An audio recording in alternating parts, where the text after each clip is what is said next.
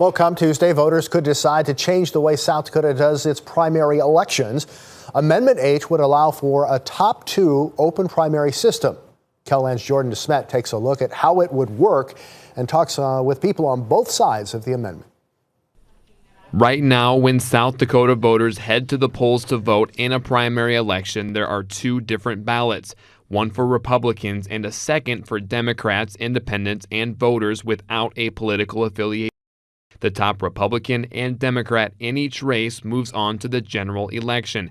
If Amendment H passes, there would be one primary ballot available to all voters. The top two candidates from this primary, regardless of party, would advance to the general election.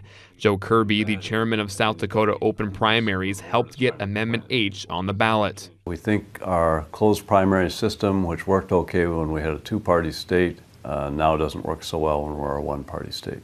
According to Kirby, Amendment H will give independent voters a fair shake. The main advantage is fairness. This would allow 155,000 independent South Dakota voters to have a meaningful role in the primary election process. Right now, the only election that matters in South Dakota is the Republican primary, and half the voters in the state don't participate in that, which means a lot of our elected officials are put into office with only half of us deciding who is going to be elected.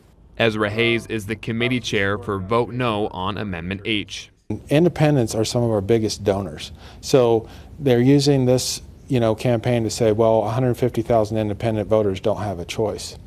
Well, they're not all telling me that. Hayes also believes that Amendment H puts voters at a disadvantage. The Democrat Party, the Republican Party, the Libertarian Party, they're all against it.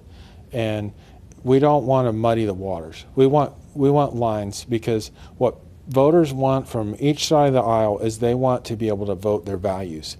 And Amendment H takes that away from voters. Jordan DeSmet, KELOLAND News. Washington and California have top two primary election systems. Nebraska has one as well, but they use it just for their state legislative elections.